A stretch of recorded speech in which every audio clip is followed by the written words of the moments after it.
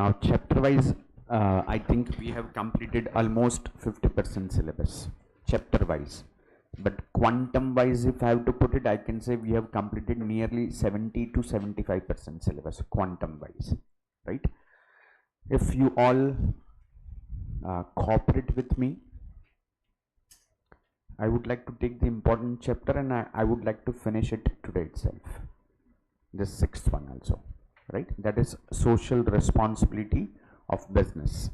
Conceptual है, आधे से ज़्यादा चैप्टर हम पढ़ चुके हैं, बाकी चैप्टरों में इसका कॉन्सेप्ट आ चुका है, 11th स्टैंडर्ड में भी इसका कॉन्सेप्ट आपको आ चुका है, right?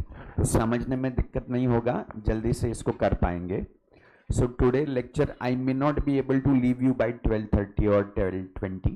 I may take full 2 hour का lecture, but I will be able to finish this. तो उसके बाद अपना सिर्फ 3 चैप्टर रह जाएगा, एंड 3 चैप्टर का टोटल मिलके I just need 9 to 10 hours to complete the syllabus. So lecture after this I need only 9 to 10 hours to complete the syllabus, and then we can start with the business law after that. Let's understand this chapter, social responsibilities of business. मैंने कल भी बोला था, आज फिर से बोल रहा हूँ, किसी भी चैप्टर को समझने का है पहले उसके टाइटल को ठीक से समझ लो. टाइटल समझा तो अंदर का चैप्टर समझ में आएगा आपको. The name of this chapter is social responsibilities of business. Business word जो है ये हमने 11th स्टैंडर्ड का फर्स्ट चैप्टर का नाम था अपना, अगर गलती से किसी को याद है तो. So our first chapter name was business in 11th standard. तो बिजनेस तो अपने को सबको समझा था, any commercial activity which you do to earn money, that is called business. Yes और यस. तो हम यहाँ पे हर बिजनेस ऑर्गेनाइजेशन की बात कर रहे हैं. जो भी इंसान बिजनेस करता है, जो भी फर्म, जो भी मैन्युफैक्चरर, जो भी ट्रेडर बिजनेस कर रहा है, उसकी कुछ जिम्मेदारियां हैं, और वो जिम्मेदारियों को कनेक्ट किया है विथ सोशल रिस्पॉन्सिबिलिटी. सोशल का मतलब हम समझते हैं सामाजिक जिम्मेदारियां. Every business organisation have major 2 objective. One is economic objective and another is social objective. Obviously हर इंसान को पहले पोटोबा नंतर विठोबा, मतलब पहले खुद का पेट भरो, बाद में दूसरे का सोचेंगे. सिंपल सा लॉजिक होता है. कोई अगर दुनिया में ऐसा बोलता है कि मैं तो खाली समाज सेवा करने के लिए बिजनेस कर रहा हूं, तो एक नंबर का झूठा इंसान है, क्योंकि उसका पेट भर चुका है, खूब कमा लिया है, अब बचा है तो वो समाज सेवा करने की कोशिश कर रहा है, right? So it is very certain, very clear that first thing which person will do is to achieve the economic objective. पहले पैसा खूब कमाने का है, खुद को सेटिस्फाई करना है, फैमिली को सेटिस्फाई करना है, पर्सनल गोल अचीव करने हैं. एक बार पर्सनल गोल अचीव हो गया ना, फिर उसको समाज के बारे में सोचता है, तब तक नहीं होता है वो. सबसे पहले इंसान को चाहिए सोशल सिक्योरिटी. जब आप कमाने को शुरू करोगे ना, आपको सबसे पहले क्या चाहिए मालूम है? सिक्योरिटी, कि मैं आगे भी इतना कमा पाऊंगा कि नहीं कमा पाऊंगा. वो पहला सोच होता है अपना, मैं और ज्यादा कैसे कमाऊं. ये आपका सबसे पहला सोच होता है पहले 3 से 5 साल के लिए, जब when you will start earning money. जब 5 साल आप अच्छे से कमा रहे हो, आपको लग रहा है कि हाँ अभी आगे के मेरा फ्यूचर सेट हो गया, मेरा करियर सेट हो गया है, then you would like to now save the money for your family. अगले 10 साल के लिए, 15 साल के लिए आप पैसा बचाने की कोशिश करते हो, जमा करने की कोशिश करते हो. वो 10-15 साल आपने पैसा जमा कर लिया फैमिली के लिए, then you want to give stability to your family, so you will buy some house, you will buy some gold, you will buy some wealth for your family. उतना अचीव करने के बाद then you would like to save for the future of your family. और वो सब हो गया, then you would like to give all comfort and luxury to your family. फिर अपने को पेंट हाउस खरीदने का है, फिर अपने को हॉलीडे होम खरीदने का है, फिर अपने को एक अच्छा सा टूर पे जाने का है, फॉरेन टूर के लिए जाने का है, ऑल कंफर्ट लग्जरी, अच्छा सा एसयूवी गाड़ी खरीदने का है. ये सब होता है. ये सब जब हम लाइफ में अचीव कर लेते ना, फिर अपने को याद आता है अब मैंने लाइफ में एक गोल अचीव कर लिया है, थोड़ा समाज का भी भला कर लेते हैं, then you look beyond and then you try to achieve that social service का goal which every human being है। मैं ऐसा नहीं बोल रहा हूं कि कोई इंसान बुरा होता है या कोई इंसान अच्छा होता है, लेकिन उसको दूसरे का ख्याल तब तक नहीं आता है जब तक वो खुद उस लेवल पे पहुंच नहीं जाता। ख्याल आता है लेकिन वो शायद उसके लिए उतना कर नहीं पाता क्योंकि उसने खुद के लिए ही नहीं किया अब तक पूरा, तो उसको वक्त लगता है। और इस कॉन्सेप्ट को इंडियन लॉ ने एक नया नाम दिया, एक नया कानून बनाया इसके लिए, called as corporate social responsibility. ये एक्ट की बात कर रहा हूं मैं, ये जो मैंने आपको अभी प्रवचन दिया, इस इमोशन को, इस फीलिंग को, इस समाज सेवा का कानून बनाया गवर्नमेंट ने और उसको नाम दिया corporate social responsibility. Short form में इसको CSR करके बोलते हैं। ये CSR हर कंपनी, हर पब्लिक लिमिटेड कंपनी को मैंडेटरी किया हुआ है। For example Reliance, for example Tata, for example Godrej, जितनी भी पब्लिक लिमिटेड कंपनी भारत में है उसको ये कानून लागू पड़ता है। इसका मतलब क्या? इसका मतलब यह है कि आप as a corporate company crores and crores of rupees कमा रहे हैं। Reliance is considered as number 1 company of India today. आप इतना प्रॉफिट कमा रहे हो तो उस प्रॉफिट का एक पर्टिकुलर हिस्सा आपको कंपलसरी समाज सेवा के लिए खर्चा करना पड़ेगा। यह कानून बन चुका है। Compulsory you have to spend money for the social welfare और उसका ऑडिट होता है, उसके रिपोर्ट सबमिट करने पड़ते हैं। ऐसा नहीं कि भाई ओ मुकेश भाई थोड़ी गलत काम करेगा, मुकेश भाई बोल रहा है कि उसने उतना खर्चा किया तो किया ही होगा। Everything need to be on paper, properly documented and properly checked, verified and audited by a chartered accountant and need to be submitted to the Ministry of Corporate Affairs. ये मैंडेटरी है। सो क्या ऐसी सोशल रिस्पॉन्सिबिलिटीज है? ये तो चलो बड़ी बड़ी कंपनी के लिए हुआ, मैं थोड़ी रिलायंस है, मैं थोड़ी मुकेश भाई है, प्रोफेशनल एकेडमी थोड़ी मुकेश भाई का है। ऐसे तो कितने ऑर्गेनाइजेशन है। छोटा दुकान वाला है वो भी तो बिजनेस कर रहा है ना, एक छोटा रिटेलर किराने का दुकान है, he is also doing business ना, उसको भी सोशल रिस्पॉन्सिबिलिटी है। और लेकिन उस सोशल रिस्पॉन्सिबिलिटी को लॉ के साथ नहीं जोड़ा है, उसको आपके अपने मॉरल के साथ जोड़ा हुआ है। मैं अगर कल आपको एग्जांपल दिया था कि अगर मैं स्विच का मैन्युफैक्चरर हूं, अगर मैं हल्का क्वालिटी का कॉपर वायर यूज करेगा, मेरा माल बिकेगा, मेरा प्रॉफिट बढ़ेगा। I have achieved my economic objective, but can I say that I am socially responsible और इररिस्पॉन्सिबल? एग्जैक्टली। पैसे कमाने के चक्कर में समाज का बुरा मत करो। पैसा जरूर कमाओ, कमाना भी चाहिए, लेकिन उसको कमाने के चक्कर में आप समाज में क्या बुराई लेके आ रहे हो वो देख लो।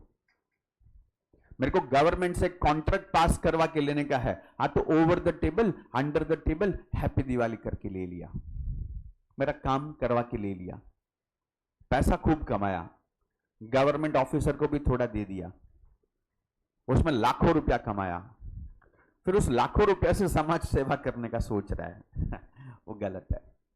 बिकॉज आपने समाज में एक और नया बीमारी डाल दिया, दैट इज ब्राइबरी। रिश्वतखोरी का शुरुआत आपने ही किया। It is very easy to say कि ये गवर्नमेंट बेकार है, भ्रष्टाचार तो खत्म ही नहीं हो रहा है, लोग रिश्वत लेते हैं, ये लेते हैं, वो लेते हैं। अरे तो तू क्या करता है जब सिग्नल तोड़ के निकलता है? तो वो मामा खड़ा रहेगा उधर सिग्नल पे। हम लोग ने कभी ऑफिशियल फाइन भरने के लिए हिम्मत बताया किसी ने? हम लोग उसको ब्राइब करने की ही कोशिश करते हैं। वो आपको सीधा बोलेगा 750 रुपए का चालान कटेगा, ओ साहब जाओ देना, ऐसा क्या करता है तुम्हें। थोड़ा उसको मनाने की कोशिश करेंगे, समझाने की कोशिश करेंगे, उसके हाथ में 100-200 रुपया देकर निकल जाने की कोशिश करेंगे। We have no rights then to speak anything about the corruption in India. We are a part of it. We are a part of it. Smallest of the thing which we are doing. सो इतने सारे लोग भारत में business करते हैं, सबको कुछ जिम्मेदारी दिया है, सबको बोला कि there are certain social responsibilities which you have, so please pay attention on those social responsibilities. Total social responsibility 5 part में डिवाइड किया है। There are 5 social responsibilities. ये क्या हो गया? 5 responsibility. If you can check this on screen, यहाँ पे 6 दिया है, लेकिन ये 6 को आपको 2 के साथ जोड़ना पड़ेगा। That is the first one what you have to look into this. Owners and investor जो है यहाँ पे, owners and investor is 1। Owner बोलो या इन्वेस्टर बोलो, एक ही बात होता है। बिजनेस ऑर्गेनाइजेशन का जिम्मेदारी है उनके इन्वेस्टरों के लिए एक। दूसरा है आपके यहाँ पे जो लोग काम करते हैं उसके लिए आपकी कुछ जिम्मेदारियां हैं। आपके कस्टमर्स हैं उसके लिए आपकी कुछ जिम्मेदारी है। उसका तो पूरा चैप्टर हम कल पूरा पढ़ लिया कि क्या क्या जिम्मेदारी है। सरकार के लिए आपकी कुछ जिम्मेदारियां हैं as a business organization. And then at large public in general, for a समाज के लिए, सोसाइटी के लिए आपकी कुछ जिम्मेदारियां हैं, ये आपको फुलफिल करना पड़ता है। और लास्ट बेंच मैडम को बोलो good morning. Madam please go and wash your face. Now as I said, Reliance में मुकेश अंबानी का पैसा तो है, लेकिन मेरे और आपके जैसे लोगों का भी पैसा लगा हुआ है, क्योंकि हमने इस कंपनी के शेयर्स लिए हैं। भारत की करोड़ों जनता ने रिलायंस कंपनी के शेयर्स परचेस किए हैं। And we all know about share market, we buy shares of different different companies. यानी कि वो जो कंपनी है वो बिजनेस कर रही है, किसके पैसे से कर रही है? आम जनता के पैसे से कर रही है। इन्वेस्टर लोगों ने पैसा लगाया है उसमें। तो उस कंपनी का क्या जिम्मेदारी है? सबसे पहला, towards the investor, that is the first question. And mark my word, ये 5 रिस्पॉन्सिबिलिटी में से कोई भी 2 रिस्पॉन्सिबिलिटी हर साल आया है।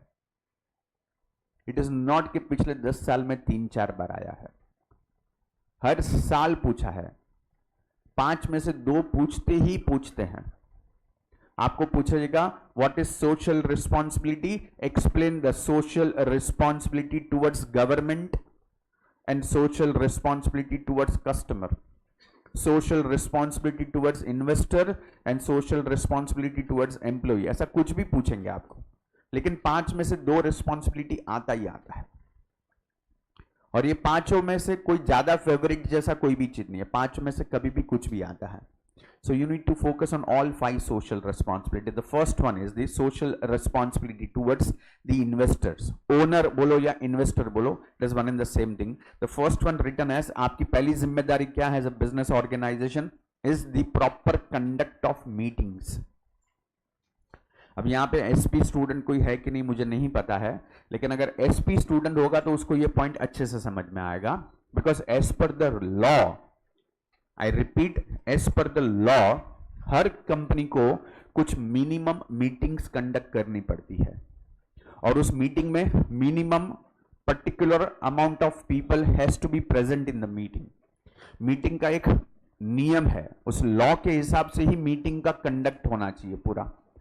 अगर ये सब आपकी कंपनी में नहीं हो रहा है तो इन्वेस्टर को पता नहीं चलेगा कि क्या चल रहा है। इन्वेस्टर आपकी ऑफिस में रोज नहीं आता। इन्वेस्टर किस चीज पे भरोसा करता है? कंपनी के एनुअल रिपोर्ट पे, कंपनी का profit and loss account and balance sheet पे भरोसा करता है। और बड़े बड़े फाइनेंशियल डिसीजन के लिए एज पर लॉ, आप जब सीए फाउंडेशन करोगे तो आपको पता चलेगा, बिजनेस लॉ में अपने को आएगा।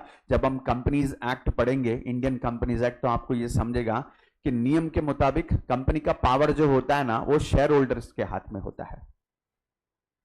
साल में एक बार शेयर होल्डर का मीटिंग बुलाना कंपलसरी है, एनुअल जनरल मीटिंग हम लोग जिसको बोलते हैं। उस एनुअल जनरल मीटिंग में हर एक चीज का अप्रूवल लिया जाता है शेयर होल्डर से। मतलब कंपनी के finance director, board of director ने कंपनी का profit and loss account, balance sheet सब बना दिया। अरे वो तो झोल वाला भी तो हो सकता है, फैब्रिकेटेड भी तो हो सकता है। इसके लिए मीटिंग से 21 दिन पहले वो सारे पेपर्स शेयर होल्डर के घर पे भेजने पड़ते हैं, एक एक कॉपी उनको भेजना पड़ता है कि ये हमारा एनुअल अकाउंट है। 21 दिन के बाद मीटिंग है, इस मीटिंग में हम लोग इसके ऊपर चर्चा करने वाले हैं, वी नीड योर अप्रूवल। आपको 21 दिन दिया है शेयर होल्डर को, आप प्लीज उसको गो थ्रू करो, वेरीफाई करो, चेक करो। आपको लग रहा है कुछ पूछने जैसा है, डाउट लग रहा है, मीटिंग में आप पूछ सकते हो। ये नियम है। मीटिंग इसी तरह से कंडक्ट हो सकता है। 21 दिन का नोटिस इज मैंडेटरी। अगर आप सोचेंगे छोड़ना क्या फर्क पड़ता है, 2 हफ्ते का नोटिस भेज देते हैं, 15 दिन के बाद मीटिंग है, trust me government put a penalty to you. Law के हिसाब से 21 दिन का नोटिस मतलब 21 दिन का नोटिस मिनिमम इन एडवांस में जाना ही चाहिए। 21 दिन से एक दिन भी कम है एंड किसी शेयर होल्डर ने ये प्रूव कर दिया, then you will have a biggest of the penalty, plus your name will be spoiled in the market is different. So investor के लिए आपकी जिम्मेदारी है, सामाजिक जिम्मेदारी है कि जो भी मीटिंग वगैरह करो it should be properly conducted. Notice सबको जाना चाहिए, 21 दिन के पहले जाना चाहिए। There is one word which is called as agenda. Agenda मतलब what you are going to discuss in the meeting. 21 दिन के बाद जो मीटिंग बुलाया उसमें क्या खाली चाय समोसा खाने को बुलाया है, टाइम पास करने का है, आईपीएल का डिस्कशन उसमें करने वाला है, ऑपरेशन सिंदूर के ऊपर डिस्कशन करने वाला है? No, we are going to talk about company and this are the points which we are going to discuss. ये एडवांस में सब इंटीमेशन देना पड़ता है, then the meeting is conducted properly. और वो जो एजेंडा लिखा ना उसके बाहर का एक भी discussion is not allowed in that meeting, then you are conducting meeting properly, otherwise not. Second is return on investment। अभी शेयर होल्डर को तुम मीटिंग में एक्चुअल में क्या करता है, तुम मेरे घर पे बैलेंस शीट भेज दिया, मेरे को कुछ समझता है क्या उसमें? पहले पर्सनली मेरे को कुछ समझता है? नहीं समझता है मेरे को। मैं भरोसा कर रहा हूं आपके ऊपर, मैंने पैसा क्यों इन्वेस्ट किया तुम्हारा कंपनी में? अब मेरे को रिटर्न्स आना चाहिए। मेरा सिंपल कैलकुलेशन क्या है कि तुम प्रॉफिट करो, प्रॉफिट का एक हिस्सा मेरे को मिलना चाहिए। सिंपल सा लॉजिक है। अगर शेयर होल्डर को उसके पैसे का रिटर्न नहीं मिलता है, रिटर्न ऑन इन्वेस्टमेंट जिसको हम लोग बोलते हैं डिविडेंड, प्रॉफिट का एक हिस्सा जिसको बोलते हैं डिविडेंड, अगर वो डिविडेंड शेयर होल्डर को नहीं मिला तो तुम गलत कर रहे हो। यू कैन नॉट से अरे क्या करूं, हमने बहुत कोशिश किया लेकिन कंपनी प्रॉफिट ही नहीं कर रहा है, लॉस हो रहा है, बंद करो कंपनी। तुम्हारे बाप का पैसा नहीं है, वो लोगों की मेहनत की, खून पसीने की कमाई आप लोगों को दी है, आपका जिम्मेदारी है। और कंपनी के 5, 7, 10 जो बोर्ड ऑफ डायरेक्टर है ना, उसके ऊपर उतना जिम्मेदारी है। लाखों शेयर होल्डर्स ने पैसा लगाया है। कंपनी का नेटवर्थ रिलायंस का 2,37,000 करोड़ रुपीस, इतना पैसा तेरे पापा के पास नहीं था, हम लोगों ने दिया है तेरे को। तो तुम्हारे 8-10 लोगों के हाथ में उसका पूरा हम लोग ने बागडोर दिया हुआ है, उसको अच्छे से चलाओ। रिटर्न्स आना चाहिए, पैसा इन्वेस्ट किया है, हमको डिविडेंड आना चाहिए। कैसे आएगा वो आप देखो, प्रॉफिट होना ही चाहिए, रिटर्न्स मिलना ही चाहिए। Handling grievances, what do mean bye grievance? Grievance का मतलब समझते हो? ग्रीवियंस का मतलब होता है नाराजगी, कंप्लेंट्स। इन्वेस्टर को भी तो कुछ ना कुछ आपसे कंप्लेंट होगा कि नहीं होगा? छोटा सा कंप्लेंट क्या हो सकता है? अरे यार मेरे को मीटिंग का नोटिस ही नहीं आता है, मेरे बाजू वाले को आया, मेरे को आया ही नहीं। मे बी पोस्ट में नहीं आया होगा, मे बी भेजना भूल गया होगा, समथिंग कुड हैव हैपन, छोटी सी कंप्लेंट है उसकी। अरे डिविडेंड टाइम पे नहीं आता है, मेरे को मीटिंग का नोटिस टाइम पे नहीं आता है। Whatever smallest of the complaints or the queries they have, it is the duty of the organisation. ये आपकी सामाजिक जिम्मेदारी है कि किसी इन्वेस्टर ने कंप्लेंट किया, उसको सुनो, उसको एड्रेस करो, उसको सॉल्व करो। Let that be the smallest of the complaint. ये आपका सामाजिक जिम्मेदार। उसने पैसा लगाया है, आप उसको इग्नोर नहीं कर सकते। अरे कितना पैसा लगाया उसने? 2,000 रुपया खाली इन्वेस्ट किया है, हमारा कंपनी 2 लाख करोड़ का है, उसने खाली 2,000 लगाया। अरे 2,000 रुपया is equally important as a shareholder. उसके लिए वो 2,000 रुपया तुम्हारे 2 लाख करोड़ के बराबर का है, उसको इग्नोर नहीं कर सकते। तो उसकी जो भी कंप्लेंट्स है उसको सुना जाए, उसको एड्रेस किया जाए और उसको सॉल्व किया जाए। ये आपका फर्ज बनता है। मेंटेन ट्रांसपेरेंसी, ये तो सबसे बड़ा चीज है। इसके लिए तो गवर्नमेंट ही आपके पीछे पड़ा हुआ है आपका तो ड्यूटी है ही है, गवर्नमेंट आपसे करवा के लेता है। For your kind information, company act पढ़ेंगे तब आपको पता चलेगा। As per the Indian act, हर कंपनी को हर 3 महीने में profit and loss account and balance sheet बना के न्यूज़पेपर में प्रिंट करके देना पड़ता है. Forget about at the end of the year. हम लोग बुक कीपिंग में पढ़ते हैं ना, accounting year 1 April to 31 March पूरे साल का होता ना. बट एज पर लॉ पूरे साल का भले बनाओ, लेकिन मेरे को हर 3-3 महीने का हिसाब चाहिए. गवर्नमेंट मांगता है. किसके लिए? शेयर होल्डर्स के लिए. तो हर 3 महीने में profit and loss account and balance sheet बना के न्यूज़पेपर में छाप देना पड़ता है. शेयर होल्डर्स देखते रहेंगे उसको. ट्रांसपेरेंसी होना चाहिए हर चीज का.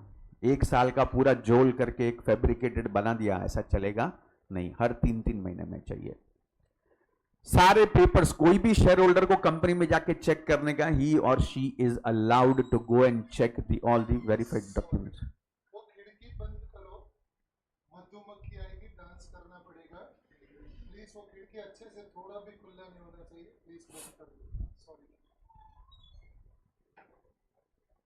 बंद है ना भाई?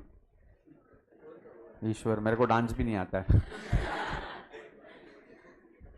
बंद है ना? चलो ठीक. बस बस बस. The next one is the proper disclosure of information. मतलब जो भी कंपनी के पास इंफॉर्मेशन है, company is getting a huge government project, it should be known to the shareholders immediately. Company के किसी एक प्लांट में आग लग गया, उस आग में इतना भारी नुकसान हुआ कि कंपनी को कम से कम 100-150 करोड़ का नुकसान हो गया है. It should be known to the people immediately. सब इंफॉर्मेशन मिलना चाहिए. Proper disclosure of information. खाली कैसा न्यूज दिया, हाँ हमारा वो बड़ौदा वाला प्लांट पे थोड़ा सा आग लग गया. अरे थोड़ा क्या, 150 करोड़ जल गया है भाई तेरा उधर. हाँ नहीं, आप बोला ना इंफॉर्मेशन देना चाहिए. Proper disclosure of information. That how it happened, what kind of the loss company made, how company is going to recover all such losses in future, how it is going to affect the profitability of the company. It should be disclosed. As an investor, you have a right to know all such things.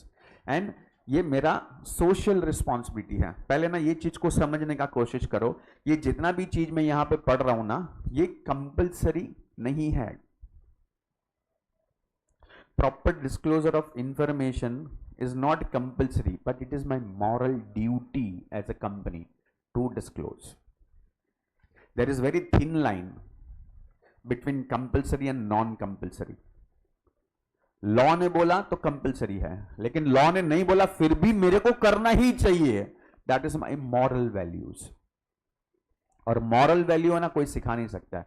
Moral value मतलब आपके संस्कार, आपके माँ बाप ने आपको क्या सिखाया है, आपका अपब्रिंगिंग कैसा है ना, उसको मॉरल वैल्यूज बोलते हैं. बंद कर दो तो मैं क्या कर सकता हूं. ये सब मेरे को टेक्निकल चीज नहीं समझता है यार. उनको बोलो वहां से करने के लिए, अब बस वो करेगा, मेरे को मत बोलो. Maintain solvency and Prestige. What is meaning of solvency? अरे पैसे कमाते रहो, इंसॉल्वेंट मत हो जाओ. दिवाला नहीं निकल जाना चाहिए. हाँ इल्ले इल्ले कुछ नहीं अपने पास, ऐसा नहीं होना चाहिए. कंपनी ने भरोसा किया है तो पैसे कमाओ, पैसे कमा के उसका रिटर्न्स दो. Maintain solvency. Sometime company do what, they make lot of profit, but on paper they will show that they have not made any profit. Fabricated balance sheet आ जाएगा मार्केट में, चेंज्ड वाला आएगा. The biggest example I think मैंने आपको 11th standard में दिया था of that Satyam computers. 90s में आया था ये कंपनी सत्यम कंप्यूटर करके. इन्फोसिस जो भारत की सबसे नंबर 1 आईटी कंपनी है, उसके बाद दूसरा नाम इसका लिया जाता था सत्यम कंप्यूटर का. दिन दुना रात चौगुना उसके शेयर के प्राइसेस बढ़ रहे हैं सत्यम कंप्यूटर्स के. अब इतने शेयर के प्राइसेस बढ़ रहे हैं, सब लोग उसके शेयर्स खरीद रहे हैं. 10 रुपए का शेयर का प्राइस हो गया 400 रुपया, 500 रुपया, 600 रुपया, 800 रुपया, भाग रहा है एकदम. सब लोग बोल रहे हैं तो इन्फोसिस को टक्कर दे देगा, ये कर देगा, वो कर देगा. एंड बाद में न्यूज आता है, उसका ऑडिट हुआ, उसमें पता चलता है कि वो लोग जितना आपको प्रॉफिट बता रहे हैं, it is an artificial rise. Company का उतना एक्चुअल में प्रॉफिट था ही नहीं. वो लोग बोल रहे हैं हमारी कंपनी में 750 लोग काम कर रहे हैं, कंपनी बढ़ रही है. जब उसका ऑडिट किया पता चला there were only 29 people working in that company. लेकिन 750 लोगों को सैलरी जा रहा है, कंपनी में से एक्सपेंस हो रहा है, 750 लोगों को सैलरी जा रहा है। 750 को सैलरी मतलब क्या हो रहा है, सिर्फ उसका नाम लिखा जा रहा है, वो जा रहा है किसका अकाउंट में, कंपनी के ओनर के अकाउंट में। कंपनी का ओनर ने उस पैसे से दूसरा कंपनी शुरू किया है माइटास करके, MAYTAS, सत्यम का पूरा उल्टा, सत्यम का स्पेलिंग आप लिखोगे उसका पूरा उल्टा इज माइटास। उसने माइटास करके कंस्ट्रक्शन कंपनी ओपन कर दिया। 90s में कंस्ट्रक्शन कंपनी का बूम पीरियड चल रहा था सबका, तो यहां से जितना प्रॉफिट हो रहा है भाई साहब को, सब वहां पे कंस्ट्रक्शन में लगा रहा है, which is as per law it is not allowed. Profit हुआ है तो वो शेयर होल्डर को मिलना चाहिए। यहां पे वो खुद अपने अकाउंट से लेके बाद में दूसरी जगह पे इन्वेस्ट कर रहा है वो पैसा। कंस्ट्रक्शन में बहुत पैसा, वो तो मेरा अपना हो जाएगा। His name was Mr. Raju Ramalingam. पकड़ा गया, कोर्ट में केस चला, कोर्ट में केस चलने के बाद उसको 14 साल का जेल का सजा हो गया। उसका 14 साल का जेल भी खत्म हो गया, अब वो बाहर निकल चुका है। बट सोचो इतने सारे शेयर होल्डर का कैसे वाट लग गया। Company has not maintain solvency. जब एक्चुअल सॉल्वेंट है company, but they are showing it as we are insolvent. Company made huge losses on paper for that matter. तो आगे चल के गवर्नमेंट ने उस कंपनी को ओपन किया for the outsider, and Mahindra company took charge.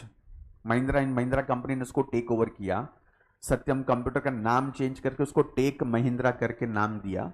आज की डेट में वो शेयर मार्केट में लिस्टेड है टेक महिंद्रा करके, but it was originally was a Satyam computer which the founder himself made a blunder.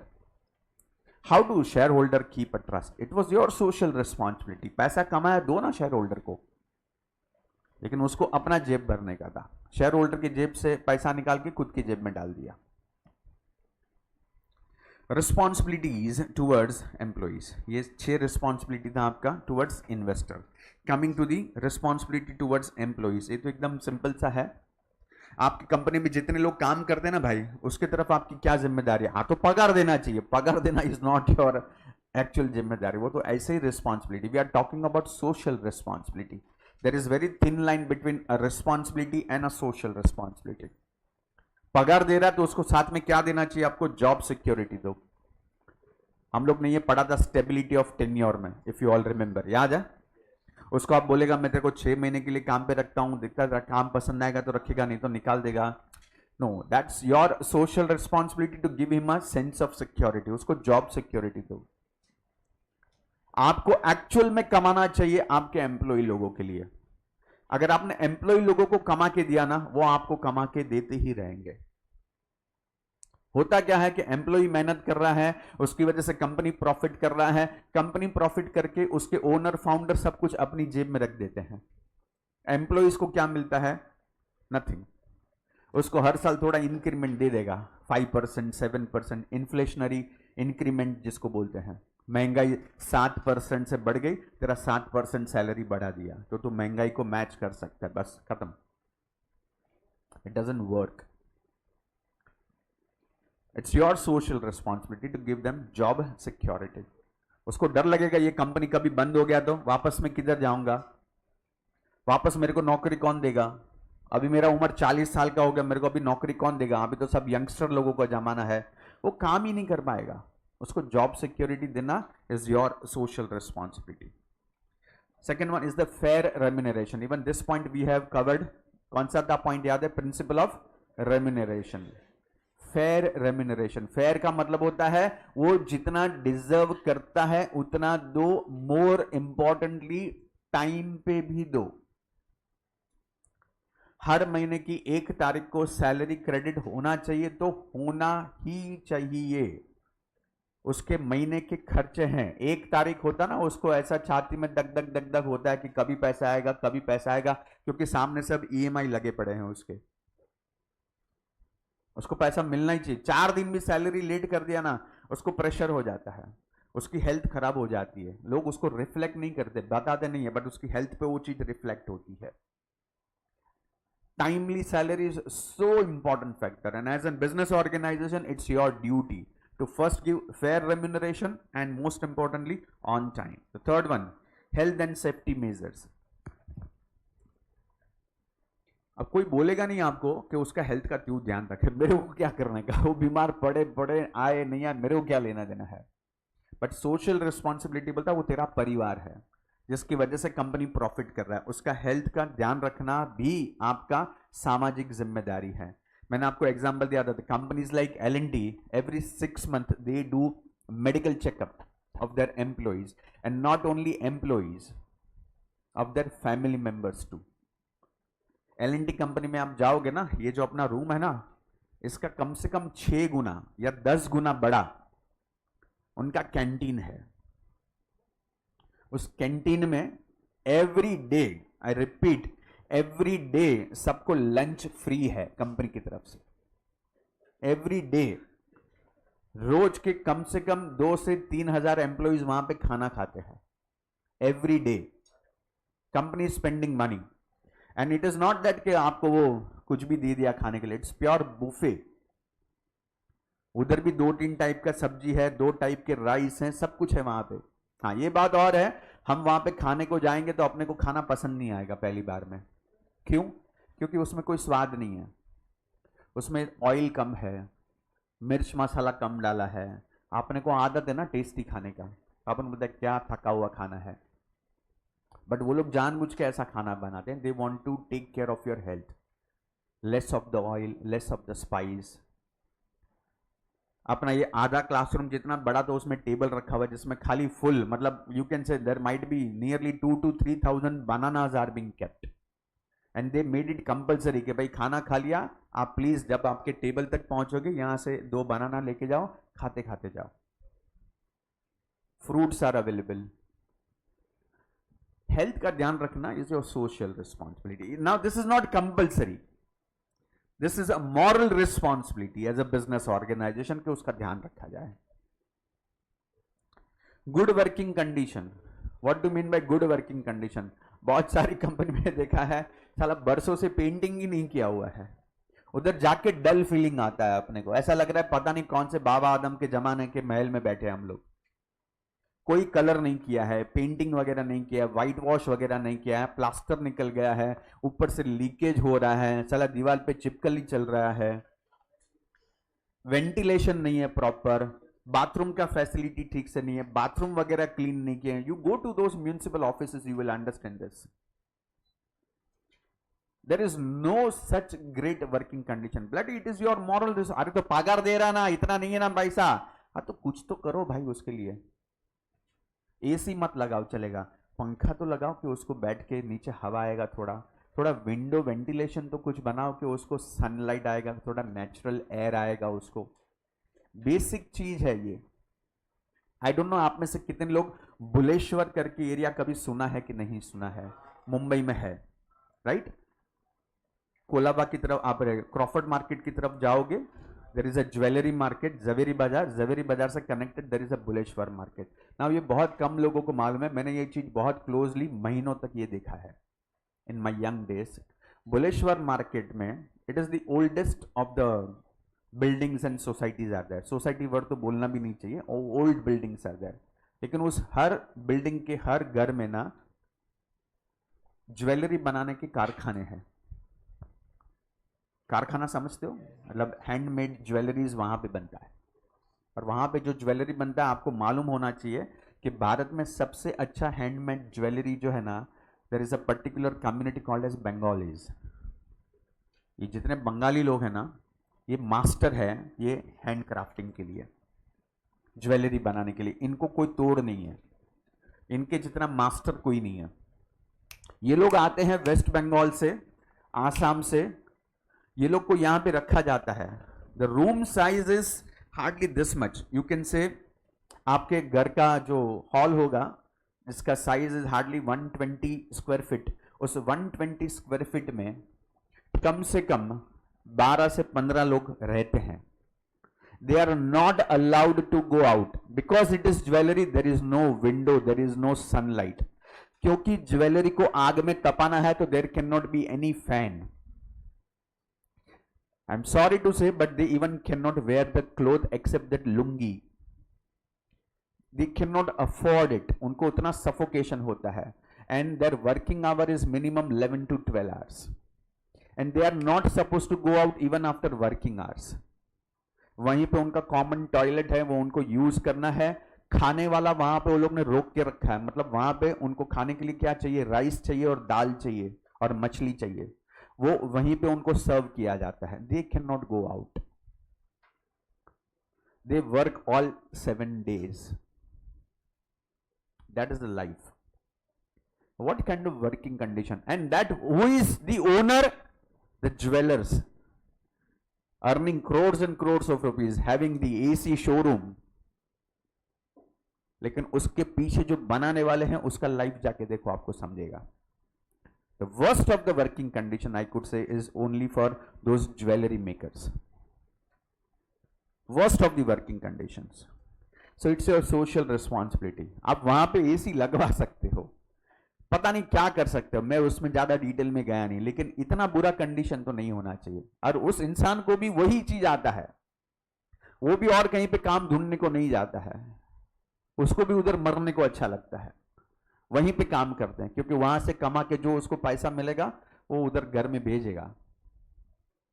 साल 1.5 साल 2 साल में एक बार फैमिली को मिलने को जाएगा, बाकी इधर ही मरा पड़ा रहता है। वो उतने ही रूम में रात को सो जाते हैं, एक दूसरे पे गिरते हैं वो लोग। इतने से रूम में 12-15 लोगों का रहना, मतलब आप करवट बदलोगे तो दूसरे को लगेगा। That is the condition in their leave. Recognition of trade unions.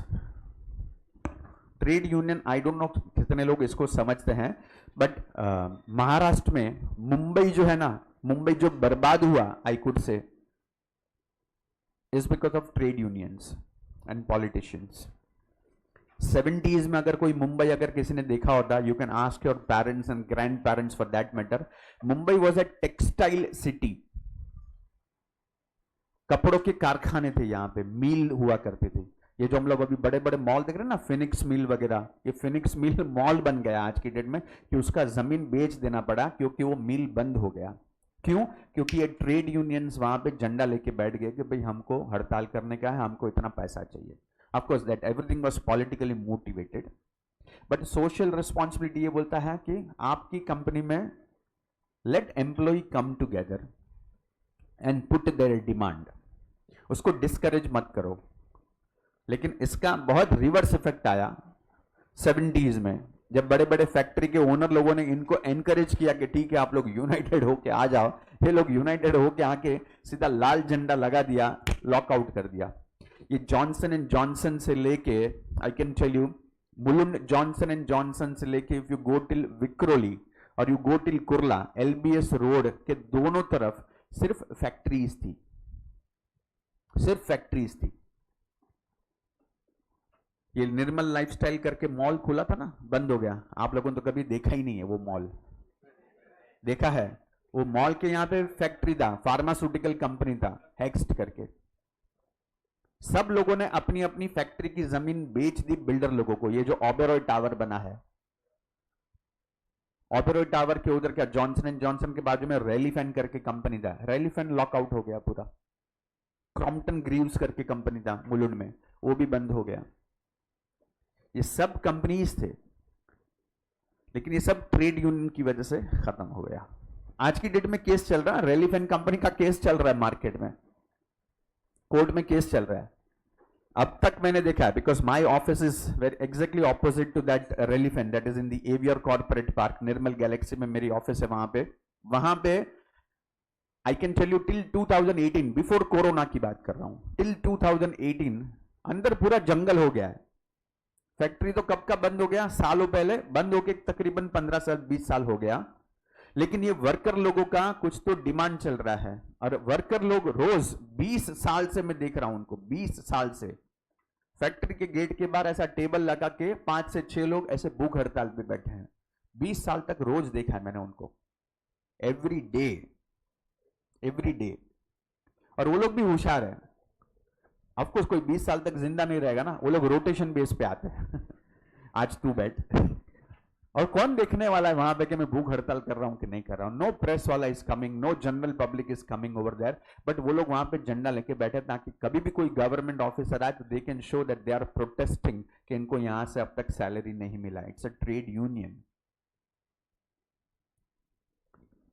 So as a business organization it's your social responsibility कि ट्रेड यूनियन को एनकरेज करो, रिकग्नाइज करो उनको.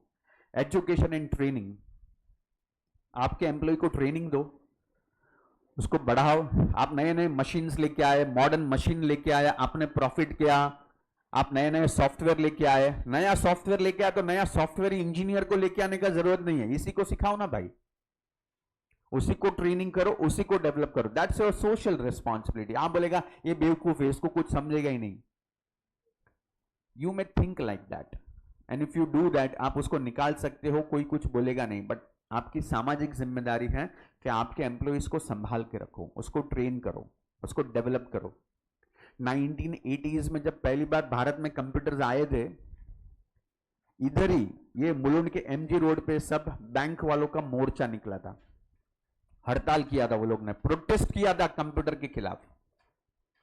क्योंकि उस वक्त प्रमोशन ऐसा हुआ था कि एक कंप्यूटर इतना अच्छा काम करता है कि वो एक कंप्यूटर 10 आदमी का काम कर लेता है. अब ये अनपढ़ गवार लोग ये सोच के बैठे कि एक कंप्यूटर आएगा 10 लोग को नौकरी से निकाल देगा. मोर्चा निकला था यहां पे, नहीं हम कंप्यूटराइजेशन नहीं होने देंगे बैंकिंग सिस्टम का. अब सेंट्रल गवर्नमेंट वहां पे डिसीजन ले चुका है कि भारत की सारी बैंक को अपने को कंप्यूटराइज करने का है. बैंक के एम्प्लॉइज का ट्रेड यूनियन सब लोग यहां पे हंगामा कर रहा है. फिर वो लोग को समझाया, उनका काउंसलिंग करने के लिए 6 महीना लगा है. 6 महीने तक उनको समझाया, मीटिंग्स के ऊपर मीटिंग किया, तब जाके उनको समझा कि कंप्यूटर भी आप ही चलाने वाले हो, आपको सिखाया जाएगा, आपको ट्रेन किया जाएगा और बैंकिंग सिस्टम फास्ट होगा. आप अकेले 10 आदमी का काम कर पाओगे, हम किसी को निकाल नहीं रहे, लेकिन आपकी कैपेसिटी 10 गुना बढ़ जाएगी. ये सब उनके दिमाग में डाला गया, तब जाके काम हुआ. That's your social responsibility, you have to develop them. Workers' participation in management. This also I give the example in 11th standard. Infosys company, Mr. Narayan Murthy, the founder, the very first time in the history of India, he has given shares to his employees directly without getting any money. ESOPs करके वहां से नाम famous हुआ. उसके बाद government ने law बनाया ESOP का भी, employees stock option scheme. Employees को शेयर्स दे दो. अब एम्प्लॉय को आपको प्रमोशन देने का जरूरत ही नहीं है.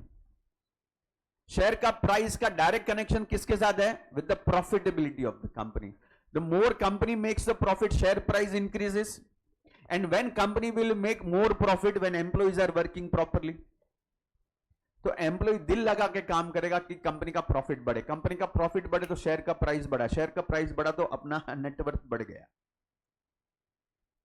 And allow workers to participate in the management. तेरे से ज्यादा दिमाग उसके पास होगा, तेरे को पता होना चाहिए ये चीज. लेकिन इंडिया में ना एक ऐसा कॉन्सेप्ट था, मतलब I am the boss, boss है ना तो बस मेरे को ज्यादा सिखाने का ट्राई मत करो. But new generation have understood this. They are allowing workers to participate, allowing them to give suggestions and ideas. So things are growing fast today. आप ये शार्क टैंक देखो, आपको पता चलेगा कितने बिजनेस आइडियाज लेके लोग आते हैं. प्रमोशन एंड करियर अपॉर्चुनिटीज, ये एक्सप्लेन करने का जरूरत नहीं है. उसको प्रमोशन मिलना चाहिए, उसको आगे करियर अपॉर्चुनिटीज आपको देना चाहिए. Proper grievance procedure. एम्प्लॉइज की भी बहुत सारी कंप्लेंट होती है, बॉस ने ही गलती किया है तो उसको बताएगा कौन? कंपनी की पॉलिसीज कुछ गलत है जिसकी वजह से एम्प्लॉइज को जम नहीं रहा है, तो उनकी जो भी ग्रीवियंसेस हैं, कंप्लेंट है, उसको सुनना चाहिए आपको. And then there is miscellaneous point आप इग्नोर कर सकते हैं, इसमें सब जनरल पॉइंट है, just you can ignore, right. So this 2 responsibilities we have completed. My sincere request to you, please go through it. Responsibility towards investors and responsibility towards employees. इसको फटाफट से गो थ्रू कर लो, कुछ नहीं समझा पूछ लो. बंद क्यों किया? किसको ठंडी लग रहा है? किसको लग रहा है ठंडी? अरे लग रहा है तो बोलो, उसमें डरने का क्या है? लग रहा है ठंडी. हाँ खड़े हो जाओ, स्टैंड अप, स्टैंड अप. आ जाओ इधर आ जाओ, बैग बुक लेके इधर आ जाओ।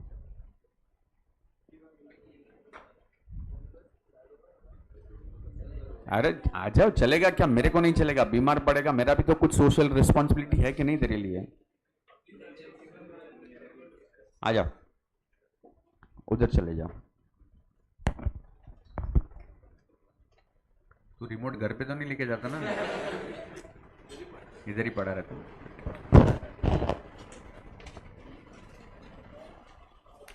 पढ़ो पढ़ो फटाफट से, एक्टिंग करो, चलो जल्दी।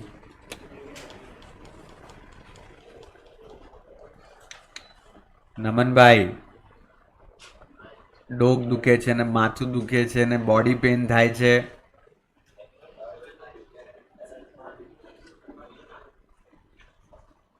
માલિશ વાળાને બી સાથે લઈ આવે છે.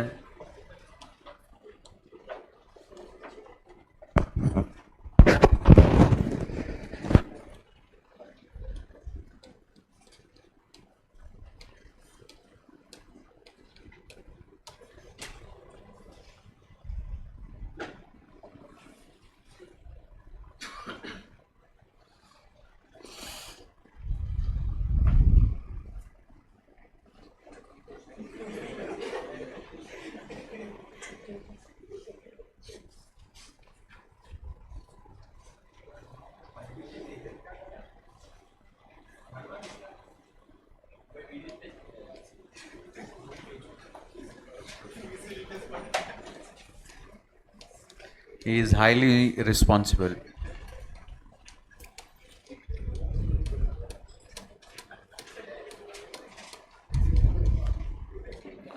चलो ओवर एक्टिंग हो जाए तो बता दो जल्दी मेरे को। आप नालायक साहब।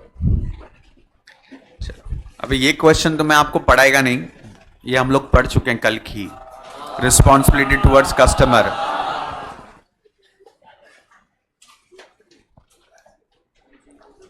सो एक बार इसके ऊपर नजर घुमा लो, उसका भी एक्टिंग कर लो, कुछ नहीं समझा तो पूछ लो। Responsibility towards customer. अरे नहीं हो गया ऐसा। अरे जीत, तेरे को लिखने के लिए बोला था ना एक बार, बताया नहीं तू मेरे को? अभी अभी आ, तू बोलने वाला था ना, याद किया? बोलो। Principle of work. हाँ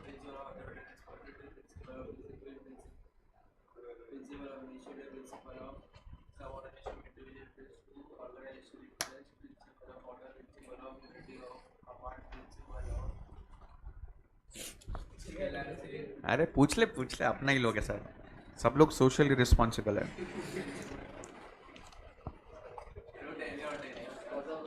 टेन्योर क्या होता है?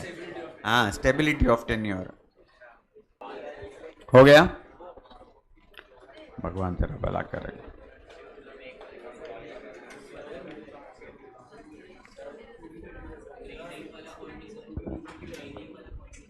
ट्रेनिंग वाला पॉइंट नहीं समझा। आपके जितने एम्प्लॉइज हैं, it is your social responsibility to train and develop them. Consumer को ट्रेनिंग चाहिए कि नहीं चाहिए? उसको किस चीज का ट्रेनिंग चाहिए? दो चीज का ट्रेनिंग चाहिए। एक, उसको अपने अधिकार के बारे में मालूम होना चाहिए, पहली बात। दूसरा, उसको भी ट्रेनिंग करना, मतलब अगर मैं कोई इलेक्ट्रॉनिक सामान बेचा, I don't know how many of you will understand, there is a particular electronic item which is called as vacuum cleaner. Vacuum cleaner अगर आप कभी ऑर्डर करोगे, आपको कम से कम 1 से 1.5 घंटे का डेमो देके जाते हैं वो लोग। आपने खरीदा, आपने पैसा दे दिया, हमने मशीन डिलीवरी कर दिया, वो नहीं चलता है। It is my social responsibility to train you how to use that product. Vacuum cleaner को यूज करना ना आधे से ज्यादा लोगों को नहीं आता है, तो इसके लिए बाद में रूल बनाया उन मैन्युफैक्चर लोगों ने कि उनका उसकी वजह से प्रोडक्ट बिक नहीं रहा है, क्योंकि लोग नेगेटिव फीडबैक दे रहे हैं कि वैक्यूम क्लीनर लिया लेकिन कुछ काम का नहीं है, तो उनको पता नहीं कि ये कहां कहां पे यूज हो सकता है, कितना माइन्यूट लेवल पे ये क्लीनिंग होता है। So as a business organisation, it is my duty to train even the customers that how to use that product. आप विजय सेल से आप घर के लिए होम थिएटर परचेस करो। होम थिएटर परचेस करके ना अपने को पता नहीं चलता उसको कैसे यूज करने का है। उसके बहुत सारे फंक्शंस अपने को समझते नहीं है। वो लोग आपके घर में डिलीवरी करके आपको बिठाते हैं बाकायदा आधा घंटा, आपको उसके सारे फंक्शंस एक्सप्लेन करते हैं। अच्छा, ये सेल का पार्ट नहीं है, इट्स अ सोशल रिस्पॉन्सिबिलिटी। आपने पैसा दिया, मैंने प्रोडक्ट डिलीवर कर दिया, अब आपको चलाने को नहीं आता तो आपका प्रॉब्लम, ऐसा नहीं होना चाहिए। It is my social responsibility to explain you, to train you how to use that product. Specially vacuum cleaner में ये बहुत हुआ। वैक्यूम क्लीनर आपके विंडो के चैनल को भी क्लीन करता है, आपके सोफे के कोने को भी क्लीन करता है, बाथरूम के कॉर्नर को भी क्लीन करता है। It is called as euro clean. Minute level पे यूरो क्लीन, मतलब एक एक डस्ट के एक एक पार्टिकल को वो खींच के बाहर निकाल सकता है। But you should be trained for that how to clean. उसके बाद वैक्यूम क्लीनर को कैसे क्लीन करने का वो अलग से ट्रेनिंग होता है वापस से।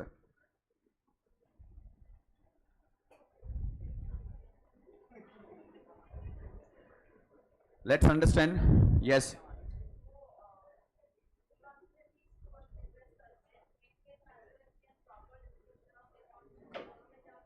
बहुत फर्क है। ट्रांसपेरेंसी, एक सेकेंड, ट्रांसपेरेंसी का मतलब है, मैंने आपको बोला as a shareholder you have a right to go to the office and you can check the books of account at any given point of time. Shareholder का दूसरा मतलब होता है you are the owner of the company, you are the co owner of the company. So company had to maintain that transparency level कि आप कभी भी आओगे, हम कुछ छुपाते नहीं है, जो भी आप डॉक्यूमेंट मांगोगे आपको देखने को मिलेगा। आप बोलेंगे कंपनी का मेमोरेंडम मेरे को चेक करने का है, आप बोलेंगे कंपनी का आर्टिकल ऑफ एसोसिएशन मेरे को चेक करने का है, कंपनी के शेयर के डॉक्यूमेंट मुझे चेक करने हैं, कंपनी का मीटिंग का रिकॉर्ड्स मेरे को चेक करने का, कंपनी के मिनट्स बुक मेरे को चेक करना है। Everything is available, transparently maintain किया है। But what is the meaning of proper disclosure? Nothing is to be hided. As I said, एक इंसिडेंट हो गया, आपको मुलुंड में रहते हो, कंपनी का किधर कर्नाटका में कहीं पे फैक्ट्री है, वहां पे आग लग गया, now you are not aware about, but it is my duty, social responsibility to disclose that to you कि हुआ है। भले कुछ नुकसान नहीं हुआ, बट आपको मालूम होना चाहिए कि ऐसा हो गया। You are the co owner, that is called proper disclosure of the information. Coming to the responsibility towards government. अब एज ए बिजनेस ऑर्गेनाइजेशन आपकी कुछ रिस्पॉन्सिबिलिटीज हैं टुवर्ड्स सरकार, towards government. First one, timely payment of tax. सबसे बड़ा चीज है payment of tax and then timely payment of tax. Time पे भर देना उतना ही जरूरी। वैसे अब तो गवर्नमेंट पीछे पड़ गया है, गवर्नमेंट आपके पास से करवा के ही लेता है। पहले ना ऐसा रूल था, आई don't know how many of you know, before 2014 आपने अगर 2 साल तक भी आपके इनकम टैक्स रिटर्न फाइल नहीं किया ना, आप तीसरे साल 3 साल का साथ में भर सकते थे। गवर्नमेंट एकदम ऐसा लिबर्टी देता था, करो 3 साल का जोल झपाट एक साथ करो, बाद में भर देना। अब नहीं है ऐसा। अब गवर्नमेंट बोलता है हर साल करना ही पड़ेगा, नहीं किया तो सीधा नोटिस आ जाएगा। मैंडेटरी कर दिया अभी तो। So it's your social responsibility towards government for timely payment of tax. Observing rules and regulation. What do mean by observing rules and regulation? Follow all the rules and regulations. Toll नाका था इधर मुलुंड में, अभी तो बंद हो गया, लेकिन टोल नाका यहां से मुलुंड से थाना अगर आपको जाना या थाना से मुलुंड आना है, you have to pass through that toll नाका। वहां पे पहले ऑक्ट्रॉय नाका था। अब वो टोल नाका से बचने के लिए आई हैव सीन इधर मुलुंड श्रीनगर वैशाली नगर से होके पीछे से एक रास्ता जाता, फिर वो वागले एस्टेट से बाहर निकल के फिर वो थाना पहुंच जाएगा। मैं बचाया, टोल बचाया। उतना पेट्रोल तो जला दिया तू। ऑक्ट्रॉय था, ऑक्ट्रॉय मतलब एक टाइप का महाराष्ट्र स्टेट गवर्नमेंट आपसे एक टाइप का टैक्स वसूल करता था फ्रॉम डिस्ट्रिक्ट टू डिस्ट्रिक्ट, अगर आप चेंज करते हो तो। थाना में गुड्स मैन्युफैक्चर हुआ, थाना से गुड्स मैन्युफैक्चर और अगर आप मुंबई में लेके आ रहे हो, that means you are coming to Mulund. Mulund is the last suburb of Mumbai, corner है ये, बॉर्डर आ गया। टोल नाका के बाद थाना डिस्ट्रिक्ट शुरू हो जाता है, मुंबई खत्म हो जाता है, मुलुंड इज द एंड। तो आप थाना से अगर मुंबई में कुछ लेके आते हो, महाराष्ट्र गवर्नमेंट आपसे टैक्स वसूल करता था, 4% ऑक्ट्रॉय था। अब आप 10,000 का सामान लेके आए, 10,000 पे 4%, आपको 400 रुपए का टैक्स भरने का है। अब वो 400 रुपए बचाने के चक्कर में आप पूरा गाड़ी घुमा के लेके आओगे। आप बोलोगे कि नहीं, आप अंडर वैल्यू कर दो, बिल ही आप बनाओगे खाली 1,000 रुपए का। 10,000 का सामान है लेकिन आपने बिल बनाया 1,000 रुपए का। उधर नाका पे पूछेगा, बोलेगा 1,000 रुपया है, इसका 4% 40 रुपया भर दो, निकल जाओ। 400 भरने का था लेकिन मैं 40 रुपया भर के निकल गया। ये सब आम बात था। So the social responsibility says, do what is fair. Do not try to hide the things. जितने रूल्स एंड रेगुलेशन है उसको फॉलो करो, ये आपके भले के लिए है। हेलमेट पहनना कंपलसरी है तो कंपलसरी है, हेलमेट पहनना ही चाहिए। हेलमेट का नियम तेरी सेफ्टी के लिए बनाया है, आरटीओ की सेफ्टी के लिए नहीं है वो। लेकिन हम लोग ऐसा हैंडल पे लगा के रखते हैं, जैसे दूर से वो मामा दिखेगा अपन फटाफट से पहन लेते हैं। जैसे मामा को क्रॉस किया, हेलमेट फिर से निकाल, हाँ मेरा बाल खराब हो जाता है। Nonsense, that was for your safety only. तो follow all rules and regulation. गाड़ी में सीट बेल्ट पहनना कंपलसरी है, बाजू में जो बैठा है उसको भी कंपलसरी है। अगेन रूल के हिसाब से जो पीछे बैठे ना उनके लिए भी सीट बेल्ट कंपलसरी है। हाँ क्या बात कर रहा है, अपने को मालूम ही नहीं है, ये कंपलसरी है। फॉलो नहीं करते हैं वो अलग बात है, it's your social responsibility. Earning foreign exchange. Government का सबसे बड़ा इनकम क्या होता है? जब वो डॉलर के सामने रुपी का वैल्यू बढ़ेगा। और वो कब होगा? जब इंडिया का बनाया हुआ सामान दूसरे देशों में बिकेगा तो दूसरे देशों से अपने को उस करेंसी में अपने को इनकम आएगा। You will earn foreign exchange. So the business organisation, it is your social responsibility कि गवर्नमेंट को फॉरेन एक्सचेंज अर्न करके दो। मतलब आप ऐसे प्रोडक्ट बनाओ, क्वालिटी प्रोडक्ट, कि हम विदेशों में जाके उसको बेच सके, और विदेशों में जाके बेचेंगे तो वहां से फॉरेन एक्सचेंज का अर्निंग होगा गवर्नमेंट को। इकोनॉमिक डेवलपमेंट, पढ़ेगा इंडिया तभी तो बढ़ेगा इंडिया। इट इज लाइक आप कमाओगे तो देश कमाएगा ना। इंडिया का नेशनल इनकम बढ़ेगा कभी, जीडीपी कभी बढ़ेगा जब आप एज अ बिजनेस ऑर्गेनाइजेशन आप ग्रो करोगे, तभी तो इंडिया का जीडीपी बढ़ेगा। So have best of the profit, earn good profit, do good business so that the entire country grows economically. It brings economic development. Implementing socio-economic policies. Now what is the meaning of socio-economic policy? ये बहुत कम लोगों को समझता है। Government की कुछ policies हैं, socio-economic policies, ये आपको मेंटेन करना पड़ता है। सोशियो-इकोनॉमिक पॉलिसी में से फॉर एग्जांपल आएगा, गवर्नमेंट ने कुछ ड्रग्स हैं, ये ड्रग्स का प्रोडक्शन पे कंट्रोल रखा हुआ है, ये ड्रग्स ज़्यादा प्रोड्यूस नहीं होने चाहिए। तो ये आपका काम है कि इससे समाज में तकलीफ होगा तो ये नहीं करना चाहिए। एकदम सिंपल एग्जांपल देके बोलूँ तो सोशियो इकोनॉमिक पॉलिसी में प्लास्टिक मैन्युफैक्चरिंग पे बैन किया हुआ है महाराष्ट्र में specially. Any plastic below 50 micron is not allowed. Micron का मतलब होता है उसका बैग का थिकनेस। लेकिन जितने सब्जी वाले बैठते हैं, ये जितने भी लोग हैं, ये रास्ते पे ठेला लेके बैठे हैं, उनके पास जो थैली होता ना, all are less than 50 micron. अब इससे एनवायरनमेंट को खतरा है, लेकिन ये सब चीज हम लोग समझते नहीं है। हम लोग अपना बिजनेस का प्रॉफिट करने के लिए गवर्नमेंट की सब पॉलिसी की धज्जियां उड़ाते हैं। So as a business organisation, it is your duty to maintain socio economic policies maintained by the government.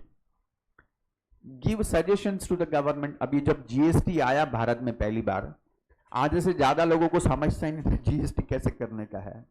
तो सारे बिजनेस ऑर्गेनाइजेशन फिर मिल के गवर्नमेंट के पास गए कि भाई आपने जो जीएसटी का स्ट्रक्चर बनाया है ये कॉम्प्लिकेटेड है, इसको थोड़ा और स्मूथ करो।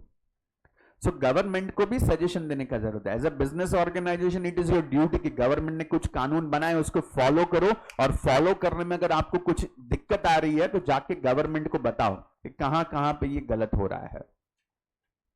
आई don't know how many of you know this, बड़े बड़े बिजनेस फोरम होते हैं, इंडिया के बड़े बड़े industrialist, they go and meet the ministers, prime minister, home minister, finance minister, सबको वो लोग जाके मिलते हैं, अपनी दिक्कतें बताते हैं कि हम इतना कंट्री को रेवेन्यू ला के दे रहे हैं, बट यहाँ पे ये गवर्नमेंट की पॉलिसीज गलत है, यहाँ पे हमको रिलीफ चाहिए.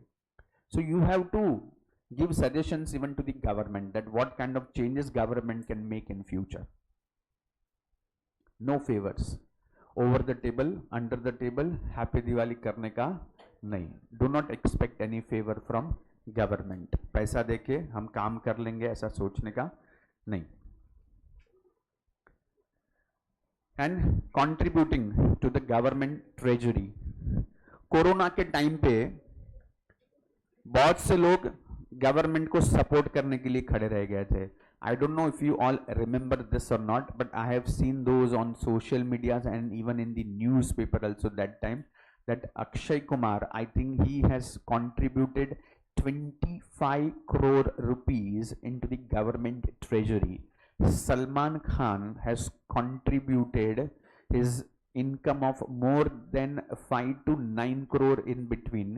क्योंकि बॉलीवुड के जितने भी बोलते हैं ना, जो स्टूडियोज वगैरह में जो काम करते हैं, स्पॉट बॉय वगैरह हम लोग जिसको बोलते हैं, लाइटमैन, कैमरामैन वगैरह होते हैं, जो डेली वेजर्स जिसको हम लोग बोलते हैं, उनका सबका इनकम अटक गया था.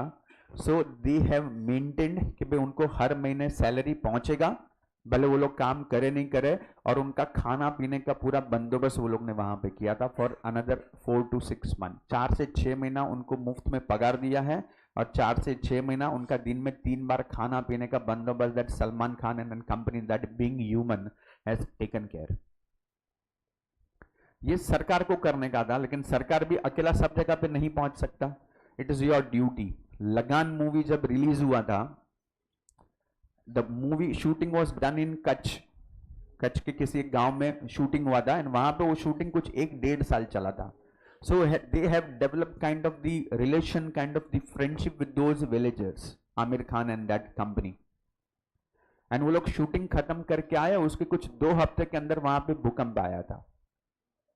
And that भूकंप is considered as one of the worst earthquake in the history of India. There were 74 villages went out of the map.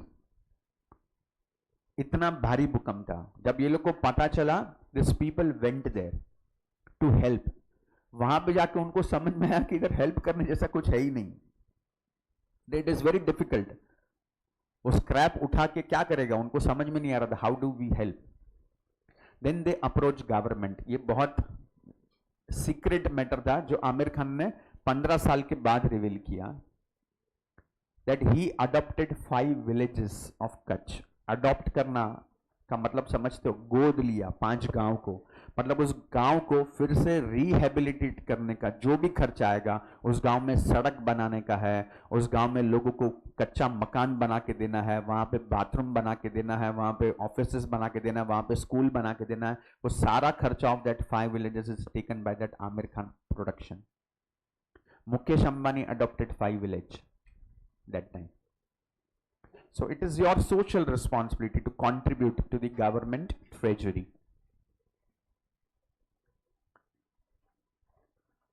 Responsibility towards community. This is the last one. पूरे समाज के लिए आपका क्या फर्ज है? Society as whole, as public in general, protection of environment. भाई आप बिजनेस ऑर्गेनाइजेशन हो ना, तो आप देखो आपकी company air pollution, water pollution, noise pollution नहीं करनी चाहिए. एनवायरमेंट का ध्यान रखो. आपको फैक्ट्री के लिए पेड़ काटना पड़ेगा, मत काटो, परमिशन नहीं है, नहीं करना चाहिए आपको. सो it is your social responsibility. किसको पता चलेगा मेरे कंपाउंड में पेड़ है, मैंने काट दिया, तो किसको समझेगा? समझेगा किसको नहीं. But it is your social responsibility to not to do that.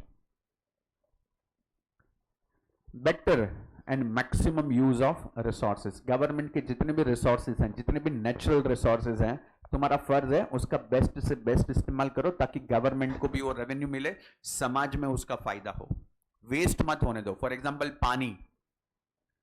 पानी का शॉर्टेज है, पानी का शॉर्टेज है, तो आप एज अ कंपनी उसको वेस्ट नहीं कर सकते.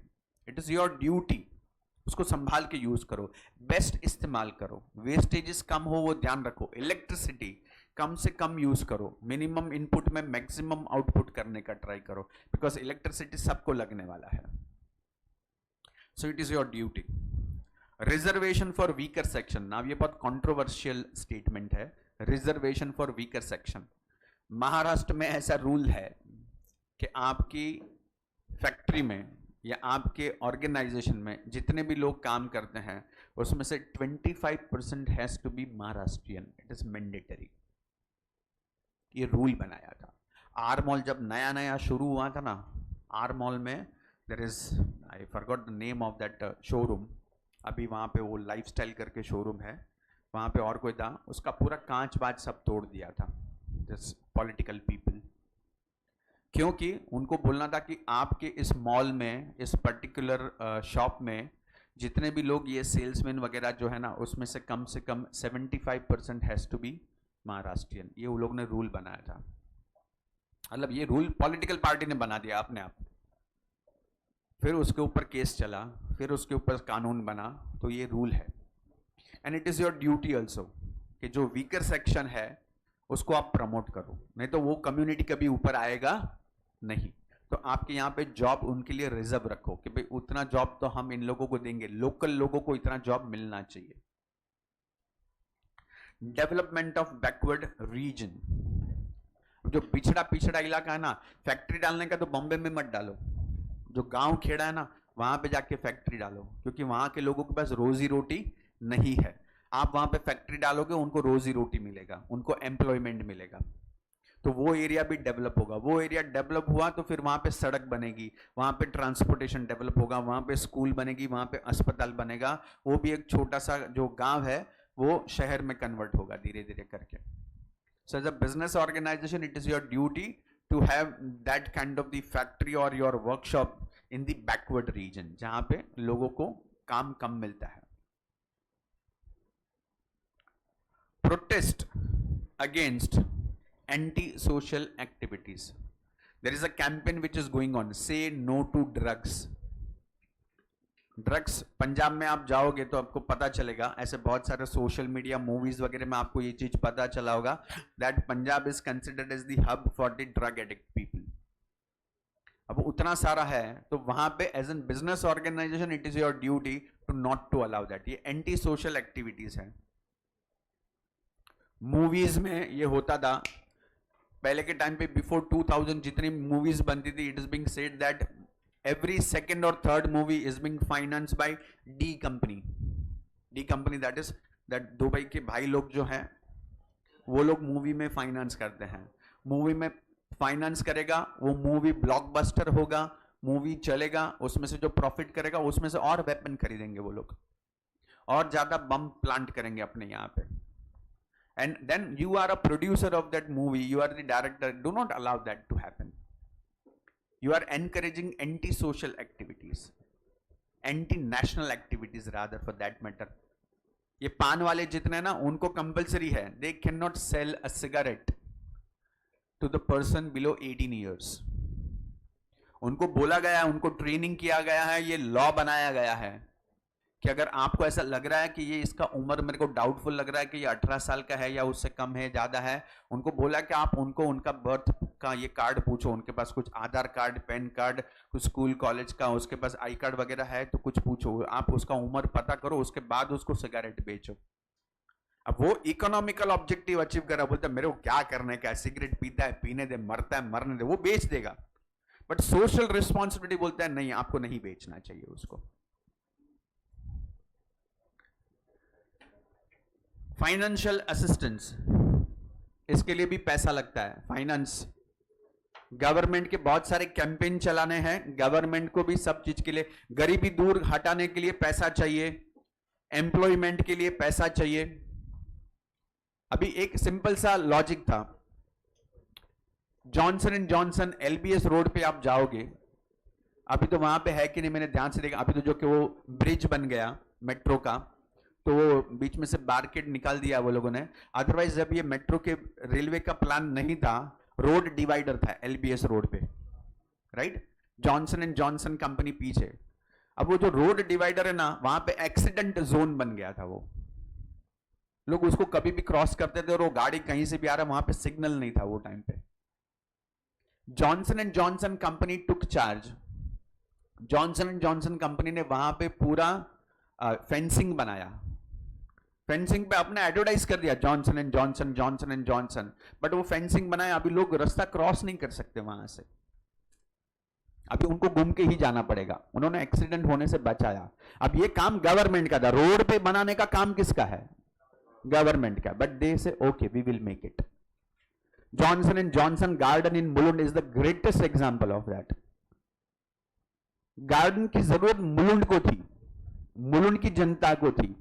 जॉनसन एंड जॉनसन कंपनी का जमीन पड़ा था, जॉनसन एंड जॉनसन कंपनी ने वो जमीन दान दे दिया ऐसे ही, मतलब यहां पे पार्क बनाओ। पार्क कौन बनाएगा? पार्क भी जॉनसन ने बनाया।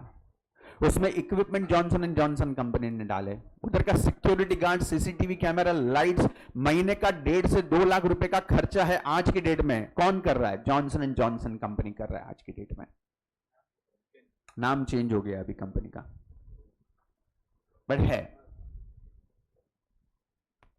So this is the financial assistance which as a business organization you should be doing. Prevent congestion. As I said, शहर को गंदगी में मत कन्वर्ट करो। इधर बहुत सारे फैक्ट्रीज हो गए हैं, मुंबई ओवर कंजेस्टेड हो गया तो न्यू बॉम्बे का जन्म हुआ। नवी मुंबई जो हम लोग बोलते हैं is because Mumbai was congested, तो उसको डी कंजेस्ट करने के लिए सब इंडस्ट्रियलिस्ट को बोला कि आप फैक्ट्रीज वहां पे डालो। अभी आप एरोली के आगे जाओ, एरोली से वाशी का जो रोड है उसको बोलते हैं Thane Belapur road. That Thane Belapur road के again on the left hand side if you see all factories are there, all factories. Reliance भी वहां पे है, जियो भी वहां पे है, नोसिल कंपनी भी है, राष्ट्रीय केमिकल फर्टिलाइजर भी है, फिलिप्स कंपनी भी है, सीमेंस कंपनी भी है, सारी कंपनी उस तरफ है। अभी डीकंजेस्ट किया। उनकी फैक्ट्रीज बॉम्बे में थी, they shifted there. Employment generation, ज्यादा से ज्यादा लोगों को नौकरी दो, as I said, that's it.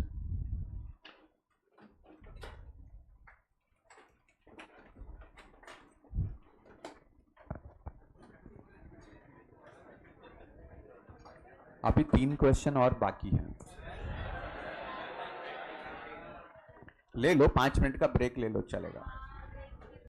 Of business ethics and social and moral values.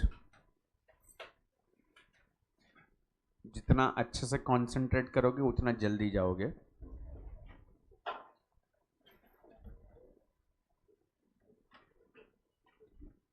CSR वाला पार्ट इसमें है कि नहीं मुझे चेक करने का है, शायद ओमिटेड है, but I will check. So CSR वाला part I may not teach you today, but the other 2 questions that is business ethics and social and moral values, we need to go through it quickly. हो सकता है अगले 10 से 15 minute में खत्म हो जाए। Please pay attention, right, please. So before going to the business ethics, let's understand moral and social values. As I said, moral and social values is like your sanskar and your upbringing given by your parents to you. There are certain do's and don'ts, और ये हम लोग खुद decide करते हैं कि मेरे business में मुझे क्या करना चाहिए, क्या नहीं करना चाहिए। इसका कोई कानून नहीं है। लॉ गवर्नमेंट को जितने बनाने चाहिए थे गवर्नमेंट बना चुका, टाइम टू टाइम और बनाते रहेगा, लेकिन moral values, social values, ethics के ऊपर कोई भी कानून नहीं बनाया आज तक। समाज सेवा कंपलसरी करना पड़ेगा, उसके लिए कानून बनाया है, वो भी बड़े बड़े कॉर्पोरेट्स के लिए है। दैट इज CSR जो मैं आपको बोल रहा हूं। But otherwise all business organisation work as per their own ethics and values. Everyone have their own moral values. Now आपको लगेगा कि मैं थोड़ा exaggerate करके बोल रहा हूं या हम लोग अपनी तारीफ कर रहे हैं, but then we all were in the Ednovate before 6 months, and then due to certain ethical values of the Ednovate, we decided to migrate, we decided to move on, and then we move on. It was our moral values to not to charge any extra money from student because they have already paid money with the Ednovate. It is a social moral values what we have. This is ethically we have to do this. We cannot leave the student on road in between. भाई हम तो जा रहे हैं, आप देख लो, आपने एडनोवेट में फीस भरा है, अब वहां पे देख लो अभी क्या करने का, इधर हमारे पास पढ़ने का तो फीस तो एक्स्ट्रा देना पड़ेगा. That is not the case. Live example है आपके सामने moral values and social values का, ये जो आपके साथ हुआ अभी पिछले कुछ महीनों में. किसी के पास फीस नहीं मांगा गया. आप समझो, इतना बड़ा इंफ्रास्ट्रक्चर खड़ा करना, रोज के रोज इतने लेक्चर्स लेना, इतना इंस्ट्रूमेंट्स वगैरह लेके आना, टीचर लोगों को पेमेंट करना, स्टाफ क्रिएट करना, and that too without charging any fees. You have to understand what kind of moral values we had. बोलना आसान होता है, करना सबके बस की बात नहीं होती है. That is moral. There are certain do's and don't which you decide from within. ये आपको अंदर से आपके हिसाब से आपको डिसाइड करना होता है. इसका कोई कानून नहीं है, कोई कंपल्शन नहीं है, कोई रूल नहीं है इसका. There is nothing if I charge money from you. Nobody can stop me. Join करना है तो करो, नहीं तो मत करो भाई, आपका मर्जी है. We could have easily said that. That path also we could have chosen. But morally it is not right. हमको लगा मॉरली वो गलत हो जाएगा, सो वी डिसाइडेड दिस. ऐसे हजारों एग्जाम्पल्स होते हैं. So that is the concept of social value and moral values. And values का मतलब होता है आपके संस्कार, आपको क्या सिखाया गया बचपन से, या तो आप क्या सीखे हो, आपका कैरेक्टर जो है ना वो मेन है, वो आपका वैल्यूज है. यू नो, सबसे बड़ा कैरेक्टर इंसान को कब पता चलता है? जब वो अकेला होता है, जब कोई आपको देख नहीं रहा है, तब आप क्या करते हो ना, वो आपका रियल कैरेक्टर है. That's your real character. आप अपने दूसरों से झूठ बोल सकते हो, खुद से झूठ नहीं बोल सकते आप. When nobody is watching you, and then what you are doing that time is a real you. कोई गवर्नमेंट का कंपल्शन नहीं है, लेकिन उस वक्त मैं क्या करता हूं लोगों के लिए, सही गलत, that's my values. That's my father has taught me, that my mother has taught me, that's my upbringing. तो ये बिजनेस के साथ इसको जोड़ा गया, इस कॉन्सेप्ट को ये समझने का कोशिश करो. हर इंसान को पैसा कमाने का है, लेकिन किस हद तक गिरना चाहते हो ये आपको डिसाइड करना है. Some of it in my previous organization, I was doing a partnership business, and then we got departed. And then when we departed, I paid the money to that my ex partner. उसको बोला कि ठीक है, इतना पैसा तुम ले लो, अब ये business मेरा रहेगा. He sold the entire business with name and goodwill and everything.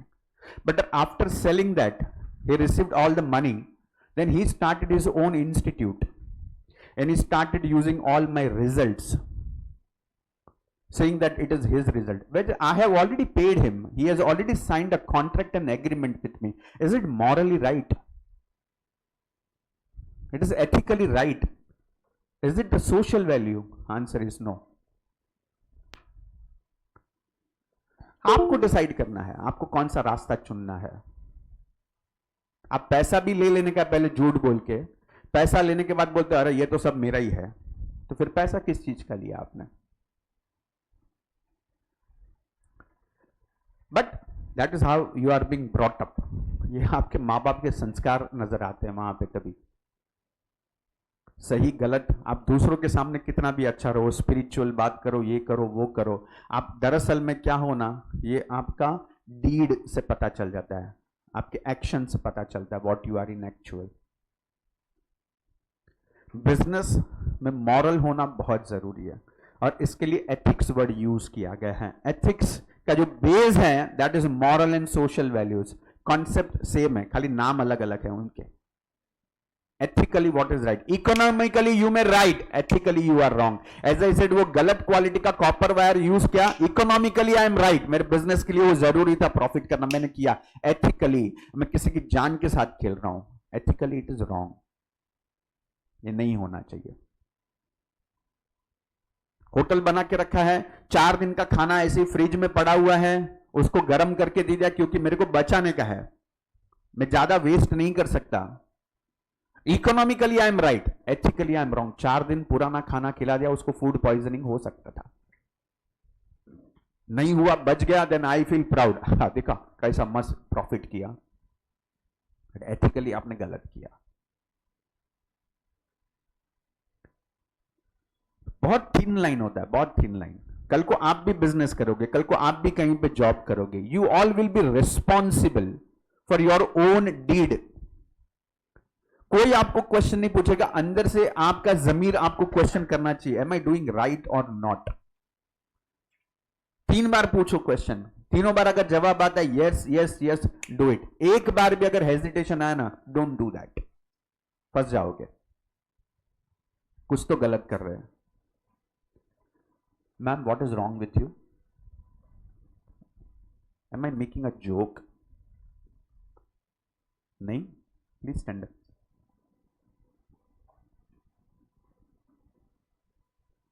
What made you laugh? नहीं, सॉरी अलग बात है, that to you should be right. I just want to understand, ये इतना सीरियस टॉपिक पे मैं बात कर रहा हूं यहां पे। What made you laugh in this? मेरे हिसाब से ये सबको अंदर से टटोलने वाला बात है कि what you are actually as a human being and you are laughing. Means what made you laugh right now? I don't understand. इसके पहले भी मैंने आपको 2-3 बार इग्नोर किया, before an hour or so. What is that? Speak up, you have to speak.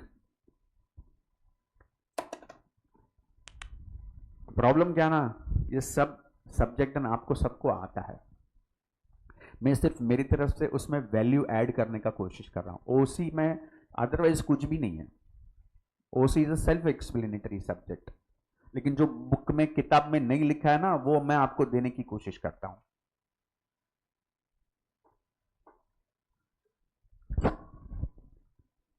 Tell me what made you laugh, you have to speak.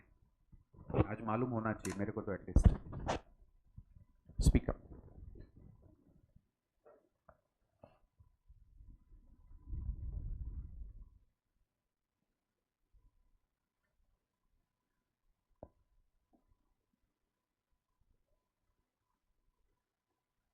वो आपको देख के हंस रही थी, आप दोनों के बीच कुछ बात हुआ? Cotton the blue T shirt, I am talking to you.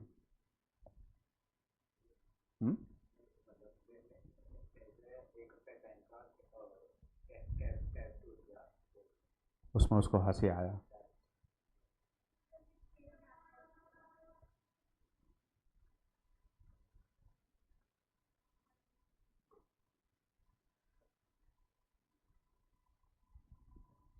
इसी के लिए ना फिर कोई दिल से पढ़ाता नहीं है,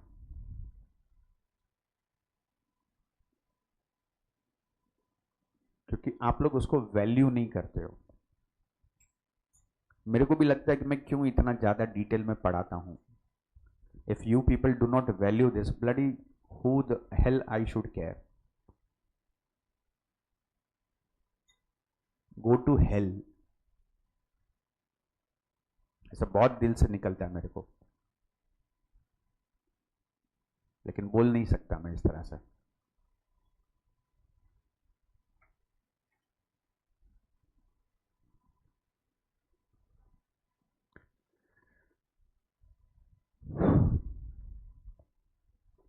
We'll take this later, आज नहीं करेंगे। Thank you. डोंट वरी, आप लोग जल्दी जा रहे हो, कुछ फर्क नहीं पड़ता। ये चैप्टर इतना बड़ा भी नहीं है, क्वेश्चन इतना बड़ा भी नहीं है, बाद में कभी कर लेंगे, आज नहीं करेंगे।